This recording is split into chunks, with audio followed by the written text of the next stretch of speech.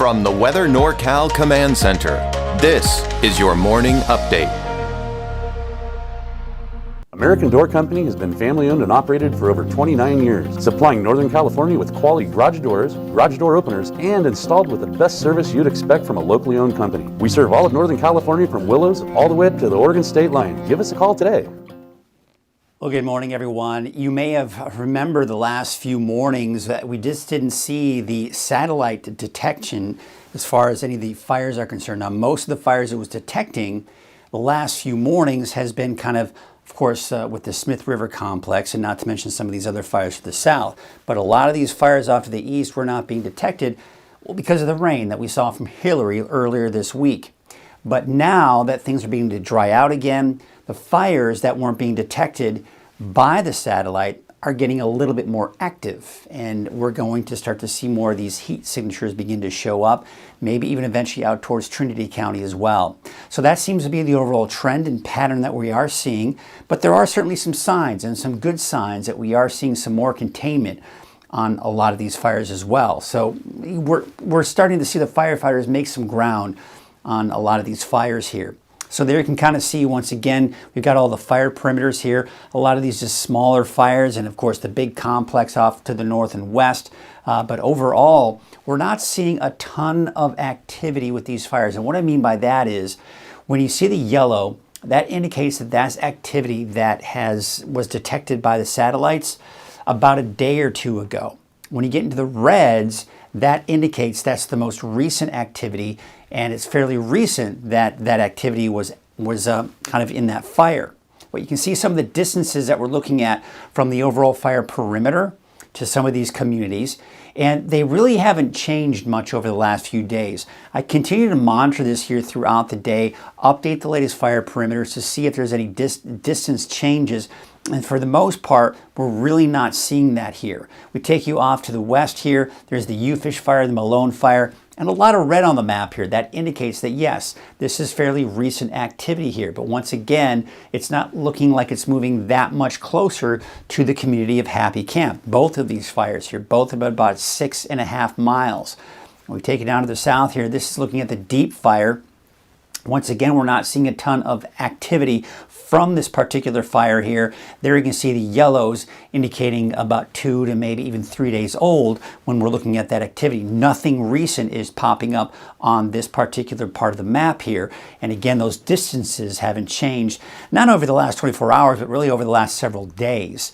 Now we take you out to Highway 299 here, still over 10, 11, 13 miles that we're looking at here for Helena, Junction City, and Weaverville.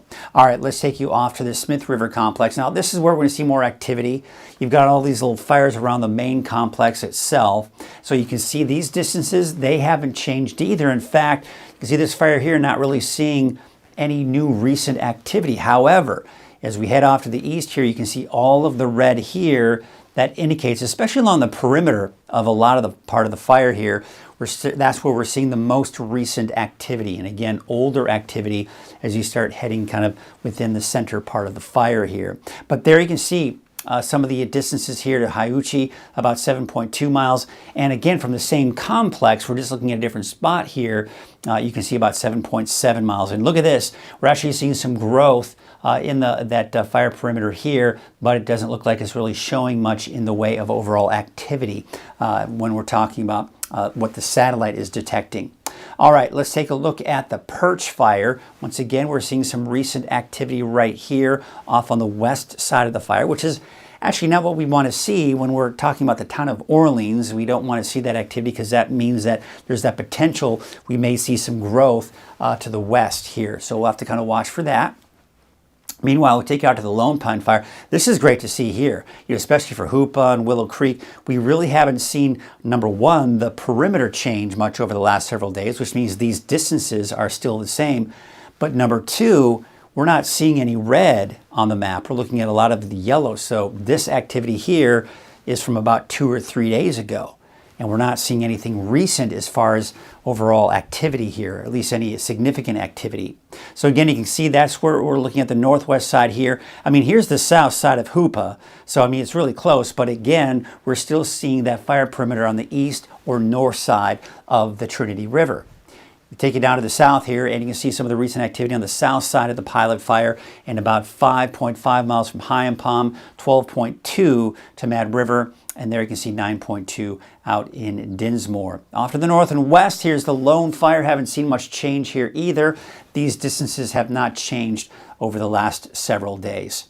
All right, let's talk about the smoke. And of course, it's the Smith River Complex where we're seeing most of the smoke being generated. And we're not seeing that smoke really travel that far away from the actual fire. You can see as we go into tonight, we are going to see some of that smoke make its way to the Wairika area, and then it should kind of push to the south and dissipate a little bit as we go into tomorrow morning. All right, so here's the deal. We got less thunderstorm activity overall, okay? We are looking at chances for thunderstorms this afternoon, especially in Trinity County, and not to mention western portions of Del Norte County, eastern portions of Del Norte County. There could be some activity in some of the eastern mountains later this evening and tonight, especially on the east side of, say, Modoc County. So we could see some activity maybe around Cedarville, maybe as far west as Alturas. Meanwhile, to the south in Lassen County, we could see a little bit of activity as well, but we'll see that on Future Track here in a second here. There you can see, of course, no major heat waves. So it's warming up a little bit today, but we don't have any major heat waves hitting our way anytime soon. Here's your valley forecast. Temperatures, yeah, we're getting the upper 90s. Some of us could quite possibly touch 100 degrees today, but today's the peak. After that, temperatures will start to drop again. Here's your forecast for today in the mountains, and once again, we are seeing those temperatures mid to upper 80s. Now, what you'll notice, you're not seeing any lightning strikes coming from these clouds, but I think places like Susanville, places like Alturas, could maybe see a stray shower or thunderstorm later this evening and into the late night hours. We'll take a look at it on Futurecast now. I'll show you what I'm talking about here. All right, so let's take you through the afternoon. What's happening first is we're seeing thunderstorms popping up in Trinity County. And what you'll notice too, we are seeing a little bit of activity here east of Highway 395. And what we're seeing here is that activity here kind of to the north and east of Alturas. But this is really where we're seeing most of the activity. Now we take you a couple of hours beyond that, and you can see it begins to kind of flare up a little bit. Now, what I'm concerned about is you look at this and go, wow, this is rain. It's going to be rain on top of the fire, right?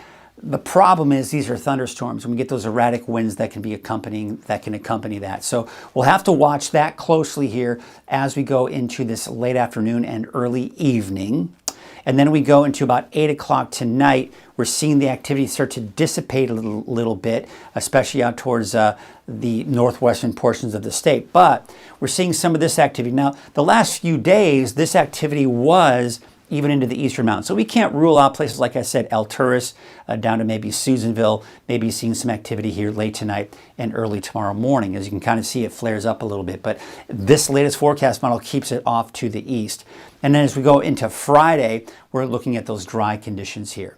All right, let's take a look at your Saturday all the way through the end of next week. It looks dry at this point.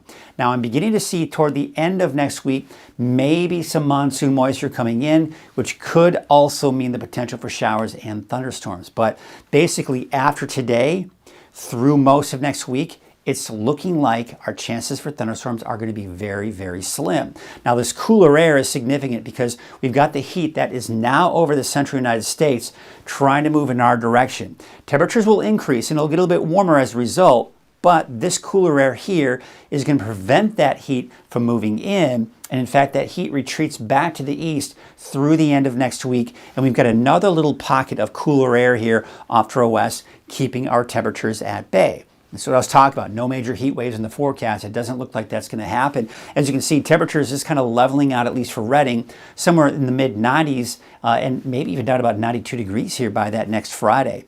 All right, so let's take a look at your forecast for your Thursday.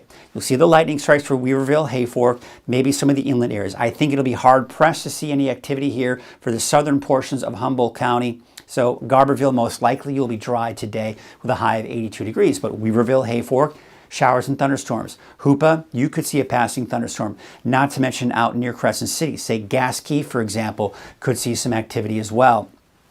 It looks like it's kind of going to be over the Smith River, the Smith River. I always wanted to call it the 6. It's the Smith River complex here out into Del Norte County. Here's your 7-day outlook. So we got the chance for showers over Mount Shasta. The thing is, I think most of it will be to the west and to the east of Mount Shasta City, but I'm still including that chance in there nonetheless. Later this evening and tonight, El Turris and Susanville could see some activity here, but I really think most of the thunderstorms are going to be in Trinity County and into eastern portions of Delnor County and western Siskiyou County as well. For the valley, yeah, it's warming up a little bit here for today with temperatures getting close to 100 degrees, I think, in some spots here. So it is going to get hot for today, but temperatures dropping back down again in the low to mid 90s through the rest of the week, this weekend, and even into early next week.